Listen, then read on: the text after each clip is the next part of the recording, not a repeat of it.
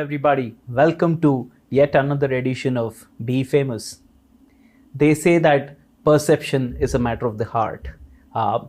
And for some people who think of beer and cannot think of anything but a pot belly, there is somebody who perceived beer to be associated with biceps.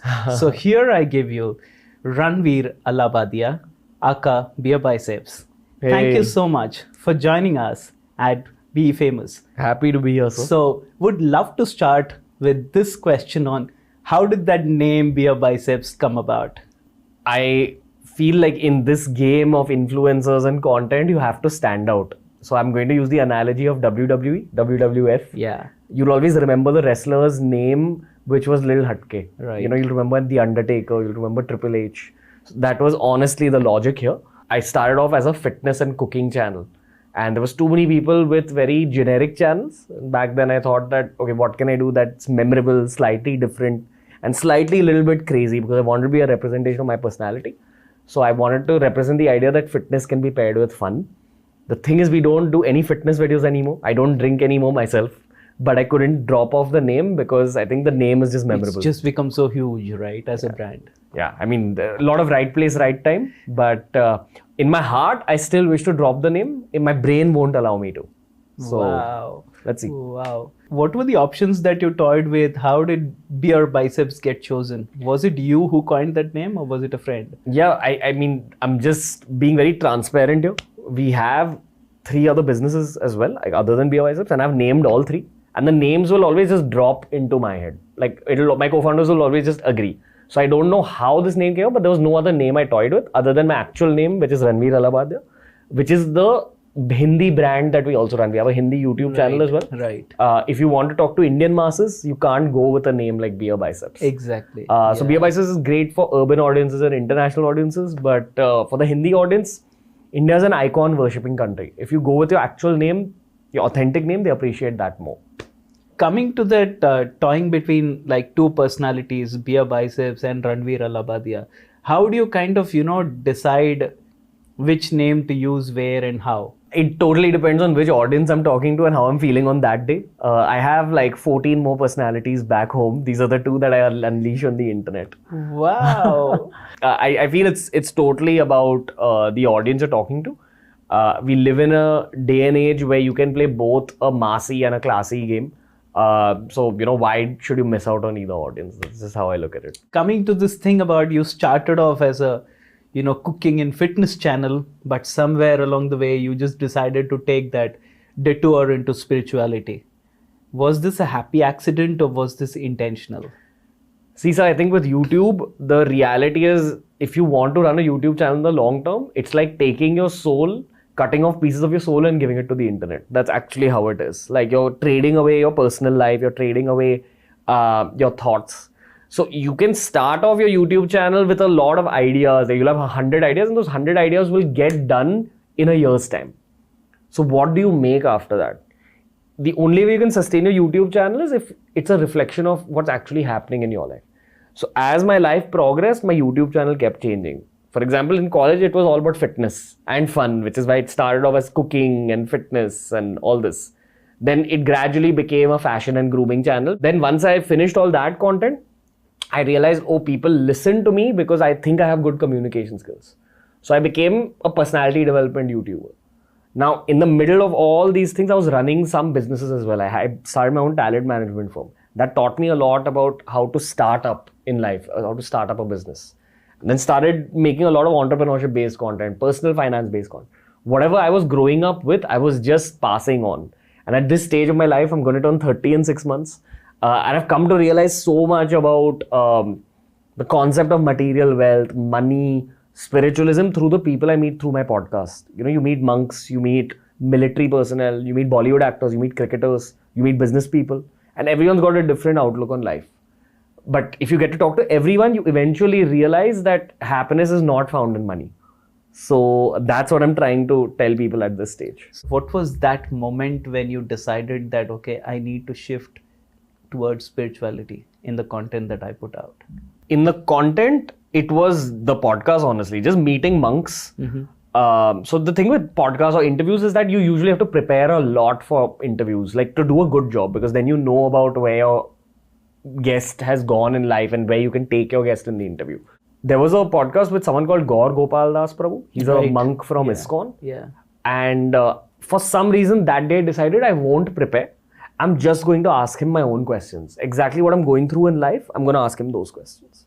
And that became our biggest hit podcast in our first phase. He was our 20th episode that time. It was such a nice, genuine conversation that I figured that if I enjoyed it so much, and it was my genuine questions, and the audience also liked it, maybe I answered a lot of people's questions through my own questions.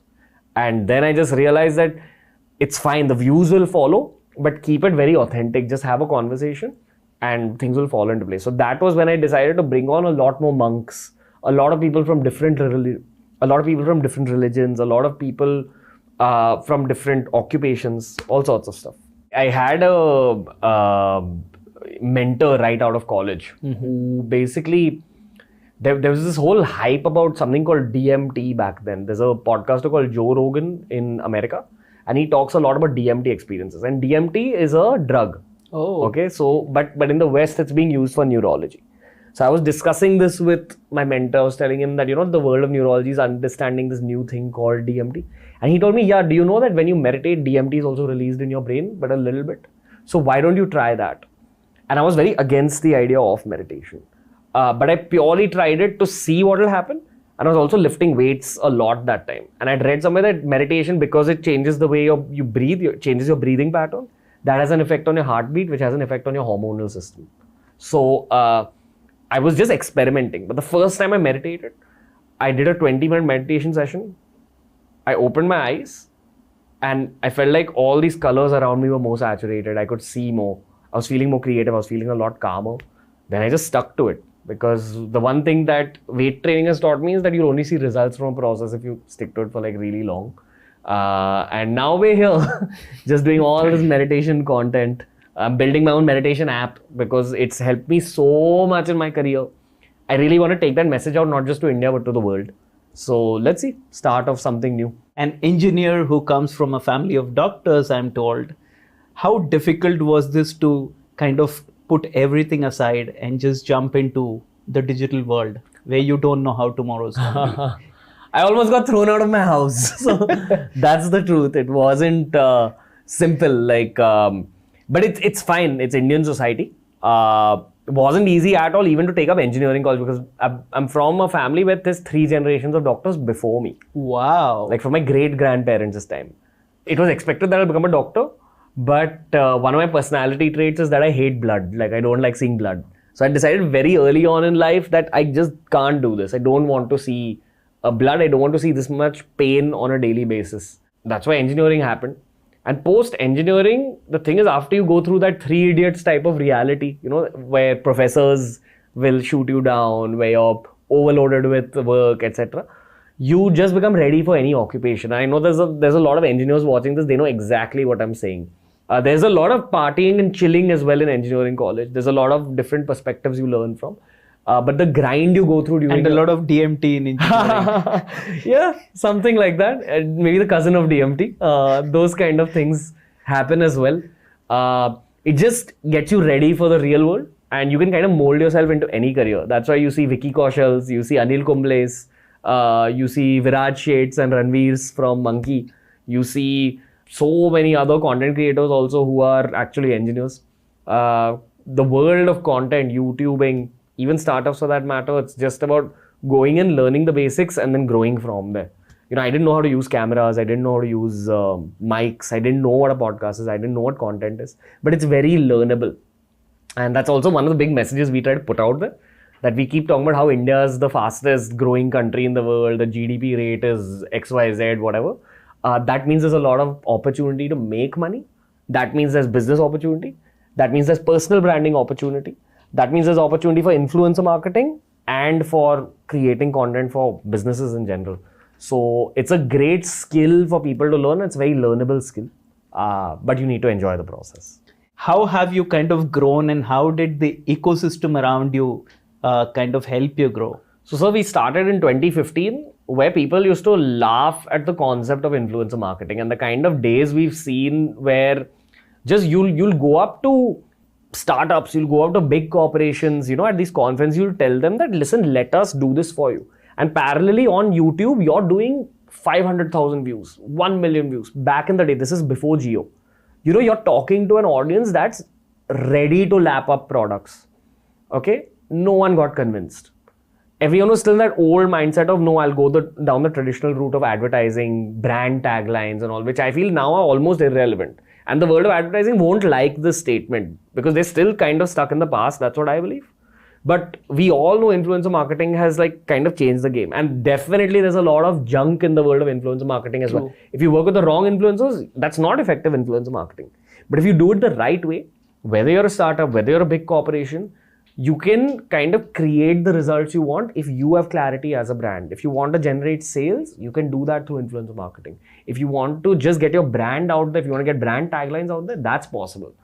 People are still learning the art of influencer marketing, which is why there's, this opportunity for influencer agencies to come in. This is an art, but it's an effective art, and we have data to back it. The first few deals we did for very, very low, income, we didn't make much money off it. So can you kind of take us back and say that how low was it? It started off at 7,000 rupees, then we gradually built out from there. That same thing that we sold for 7,000 rupees is probably, it's more than 100 times that value today. Yeah, maybe even more than that. 120, 130 times. What's the same, it was an Instagram post. And that number is just going up because we know we can generate that kind of value for brands. Right. And we have data to back our claims. One of the early brands we did done something with a big company for a clothing iron. Okay. The logic behind influencer marketing is the human life is getting lonelier as we move forward in time.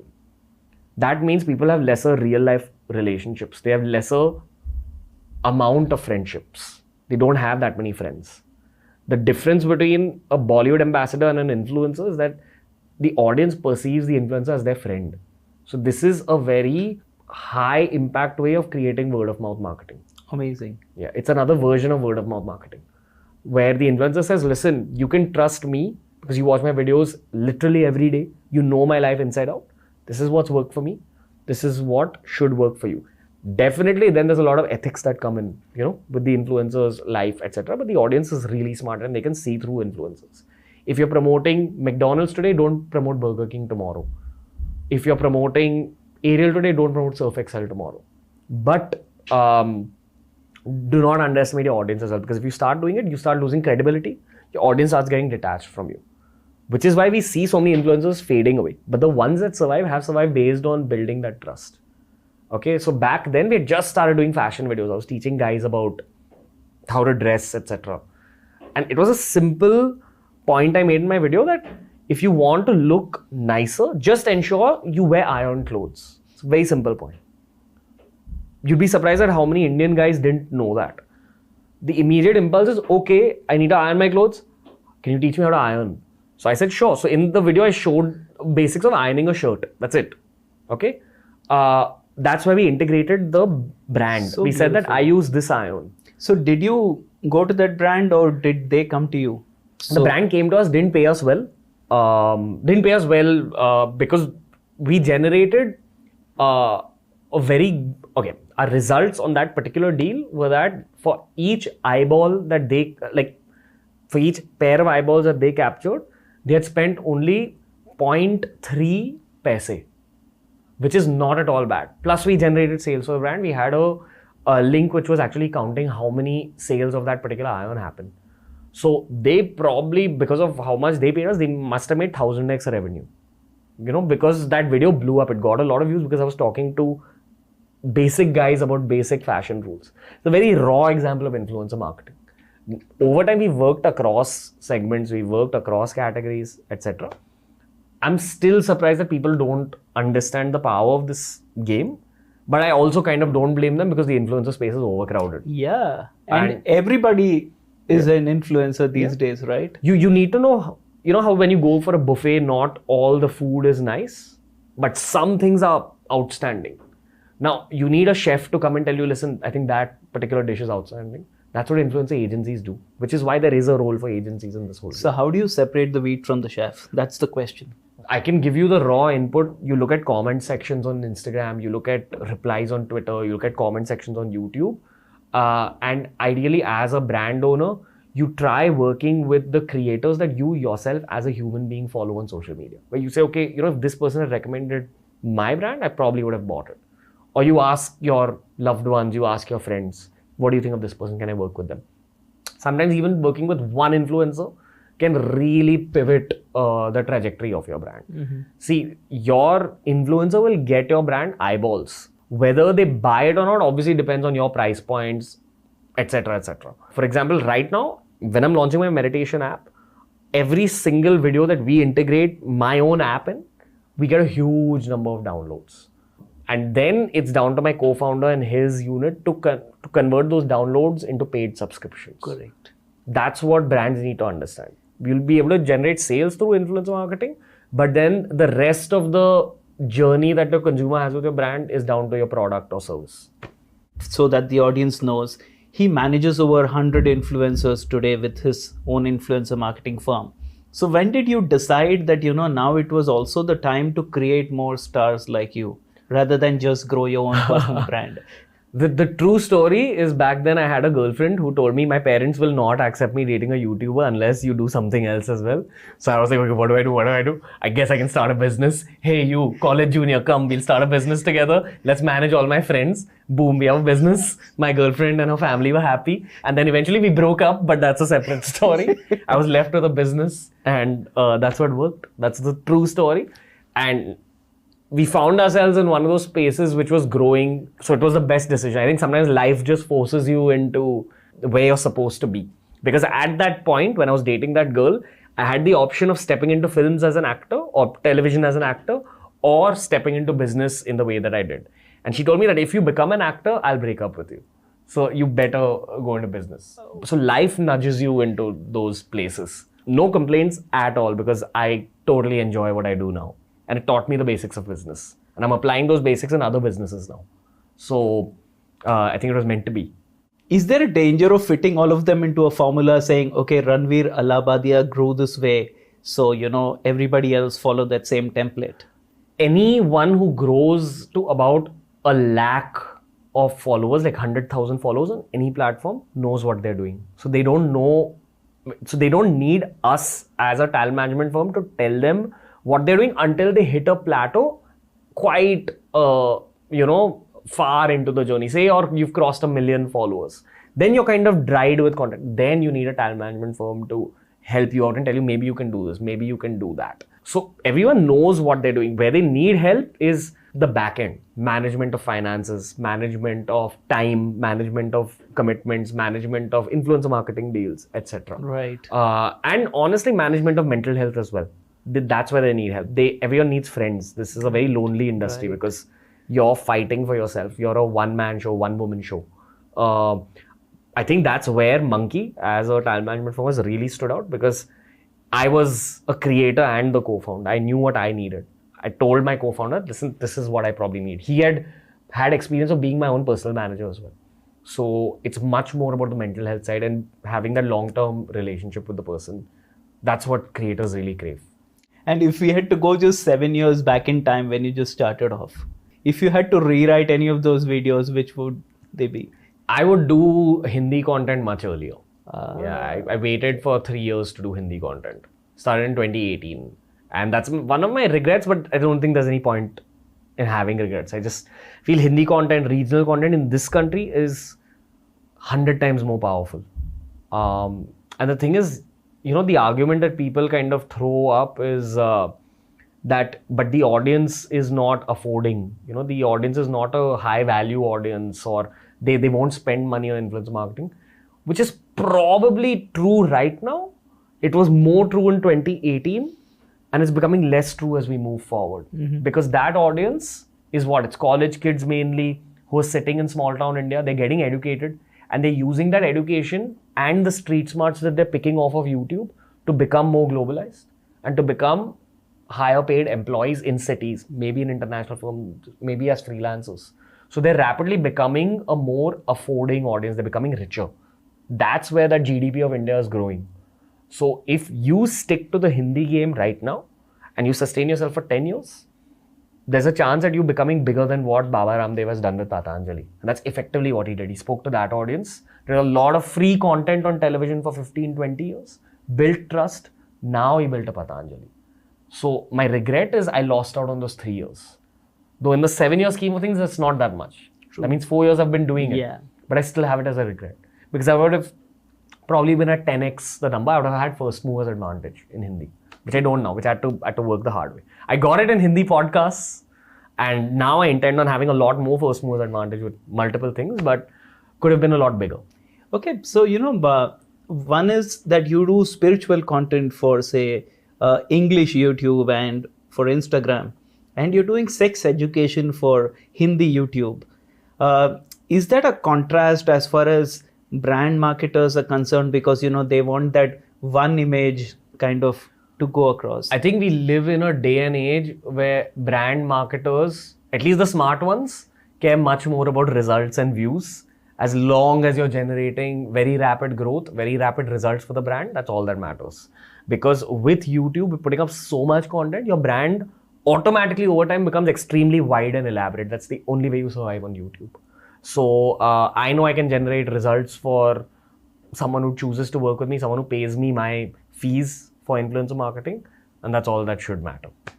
Okay, and since we've spoken about views and reach, there are still a lot of skeptics who believe that a lot of things in digital can be bought, including the views, including the fans. I don't think it's skeptics. It's true. Yeah. It totally can be bought. The truth is in the comment section and number of comments. Can that be engineered?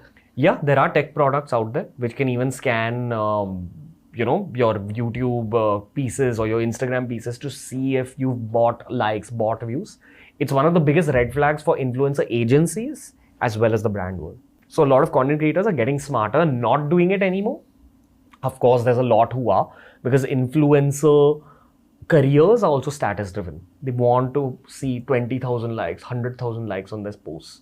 But audiences are extremely intelligent and they know who's buying followers and views and likes and comments versus who's doing it organically. So don't underestimate the audiences. That's all I'll say. Lovely one. Okay. Moving beyond that, okay, so you have also kind of diversified from, I think, a 2-person or a 3-person enterprise. I should tell the viewers that he is now 180 people working across 4 startups. Is there a danger in growing too big too fast? If there is a danger, I've not seen it yet. I don't know if I can answer that question. I'm enjoying myself. I have a friend, his name is Nas Daily. He's an international content creator. Yes, of course. He grew up in a refugee camp. And I had this same conversation with him. I asked him this too fast question, that too big, too fast. He said that, hey man, I'm from a refugee camp. And I think one of the nicest things you can do for another human being is give them a job. So if you're someone who's creating a job, not only are you doing good for those people, maybe their families, but you're also doing good for your nation. You're kind of doing good for society in some ways. That's how I choose to look at it now. That's my perspective right now. I don't look at growing too big, too fast as a bad thing because we're bootstrapped. If we had raised money and done all this, it's a different story. Maybe then, there's a question of what goes up must come down, etc. Like we're seeing with all these layoffs. True. We've not had to lay off anybody because we're profitable businesses throughout. And, God's been kind as well. There is an element of luck here. We've had the right people join us. And we know that these first 200 people who work with us in this ecosystem are all going to have big careers going forward as long as they choose to stick with us, because all my co-founders have extremely lofty goals. So while we haven't raised money yet, we will do it intelligently at some point in the future. It's a matter of when. Right. And the meditation app that you spoke about is your first diversification beyond influencer marketing. Yeah, it's a D2C product, at least I look at it that way. Yeah, so how did you kind of single in on this, or was it just a natural way of? After a point you just realize that if you just remain as a content creator, you're either Google or Facebook employee, effectively. But you're also generating traffic for them. How about I take some of that traffic and build my own community? That's the logic. That was the core logic of it. I'd built a successful bootstrap business. I knew I could build something deeper, more impactful. It's been very difficult. We've not raised a single rupee because we wanted to attempt a bootstrap game. It's been 2 years, but we found our first 1,000 paid subscribers on it already. In your podcast, you get in a lot of speakers from various streams, including, tantrics and so on and so forth. How important is it to ensure that, the authentic information goes out because your image is going out with it? So how do you kind of separate? There have been podcasts where we've done it and then not released it for the same reason. Because the thing is, once you have a 3-hour conversation with someone, there's nothing that person can hide about themselves. Wow. Especially if you know how to really get into their head as an interview and you really spend time with them, the reality comes out.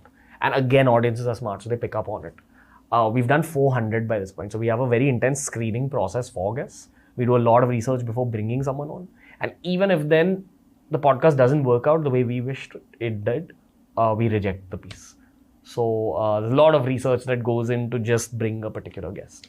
Okay, and when you become so big, is it possible for you to kind of go through all that content with a magnifying glass, or do you just perform what your team writes for you? Yeah, I think at this stage, it's very much like a cricket team, and I'm the opening batsman, and then the middle order does their job. The bowlers do their job. The middle order would be my editors, my data mining team. They're constantly scanning data for YouTube in order to make even better videos going forward. And my bowlers would be my entire back end, which is all my management staff. The people who actually handle my personal finances, I choose not to because I want to stay in this artistic creative zone. I want to play opening batsman roles, which is just shoot a lot of content, figure out where the team should go, how fast should we play, how slow should we play. That's the way I look at work now, because to be able to do 3 other businesses along with YouTube, it does take a toll.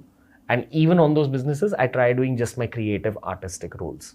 I think I'm blessed with being in this position as a YouTuber. You get access to a lot of data. You get access to a lot of comment sections. You know where trends are going. You know where audiences are going. You know what the audience is going to think about next year based on the data that we see now. And these same ideologies can be applied in other businesses to improve your sales, to improve your numbers. So I have very supportive co-founders who let me be this artist and this kind of first thinking human being in those startups. And that's what works for me. So they are doing the listening while you're doing the talking. Yeah. That's amazing. Yeah. And ideation, marketing strategies. These things come out of my head because I have access to so much data. I kind of know what will work. And that's what YouTube is. You're constantly creating something from scratch. So to be able to do that over 8 years, you definitely need some data to just nudge you along the way. When you have some flagpoles, it allows you to think in some structure. So at this point, I just love where I'm at because we've released so much content. For example, something we released in 2016 didn't do well back then. Suddenly it does well now, and it does really, really well. It gets 100x the number of views. Suddenly, that shows a trend. Oh, people are now interested in stretching as a concept. That means if I show them a yoga video or if I build a yoga app, now is the time it'll do well. And it may not do well 2 years from now because that trend will get over. So this is just one example, but there's 1,000 things like this. Okay, coming to the channels that you chose, okay, it's been YouTube and Instagram predominantly. When you're playing the Hindi game, how important is it to be in those desi apps, if I may call it? I don't think it's important. Why? See, to be on another app, you've got to put in that little extra effort as a creator. You've got to make fresh content. You can't just take content from here and put it there. Right. We've tried that and it's not really given us that much reach. For example, even Facebook pretty much now, we're running our pages, but it doesn't have any impact on our numbers at all. Right. The impact comes from YouTube, Instagram, Twitter. These 3 places. To some degree, WhatsApp, but that's a whole other conversation. But in terms of social media, it's these 3 which are the... So how important is dark social for an influencer? You mean like WhatsApp? It depends on how the influencer looks at their own career and what they wish to do with it. If you want to build a niche community and build businesses out of it, then WhatsApp is important. Discord is important. Telegram is important. But if you've reached that point where you wish to really start businesses, etc. So someone like Tanmay Bhatt is doing it incredibly well with his Discord servers. He's got that community locked in. If you're getting into the whole Web3 game, you need those DAOs, etc. It depends totally on your goals. For me, it's important because I am business oriented. But maybe for someone who's trying to get into films as an actor after this influencer career, and there's a lot of them like that. Anyone who does comedy, that's usually the goal, to get into films or get into OTT. I don't think for them it's that important. Right. Yeah. So, okay, since we spoke about Web3, how far are you from getting into the metaverse from the metaphysical? I'm waiting for the hardware to come in. These are great concepts. I'm a supporter of NFTs as well. I'm a supporter of crypto even now because I've met a lot of Web3 people and I understand it from an engineering perspective. Right. There is a future in Web3. Anyone who denies it is still kind of living in an old world mentality. And there'll be a lot of people who won't agree with me even while I say this right now. But if you actually deep dive into Web3 and understand that these applications can positively affect human life, and of course, there's a lot of junk in that ecosystem as well. If you have knowledge about both the junk and the applications, you might change your perspective on Web3. In the future, I think we are going to see Web3 oriented social media, which is what Mark Zuckerberg is trying to do at Facebook. That's why he's renamed the company Meta. You should hear some of Mark Zuckerberg's podcasts and see how Web3 oriented he is himself. The leader of the modern day internet is also motivated about it. So there must be something in Web3, but we're far away from having influencers really be in on it in the mainstream. I think we're at least 3 to 4 years away. What's your favorite hashtag? Favorite hashtag is strive for greatness. Okay. Why spirituality? Because it can lubricate your life. It makes life easier. Wildest dream? Is to have Cristiano Ronaldo on my show. Favorite book? Autobiography of a Yogi. Form of meditation that you chose? The one from Autobiography of a Yogi, which is Kriya Yoga. If you had to do something which you have never done before, what would it be? I would want to explore the parts of the Himalayas that the special forces talk about. I think there's a lot of unexplored parts of our country where no human beings have gone in modern times. The spiritual leader that you follow? Yoganand Paramhans, he's not with us anymore. Maybe in the modern day, I'd probably say BK Shivani has really gripped my head since we had her on the show. Yeah. What was the one takeaway that you had from your conversation with BK Shivani? If I just say it like this, maybe it'll be taken wrong by people, but the world is in a very dark place right now. And we're going to see a lot of changes and a lot of things are going to become intense before they become good. That's why we're seeing what we're seeing in the world right now. So it's that the churn in the Kali Yuga, as they say it. Yeah, there's an upheaval happening as we speak. Beautiful. On that note, I should thank you very much, Ranveer Alabadia aka BeerBiceps. Thank you so much. I had a lot of fun. Thank you guys.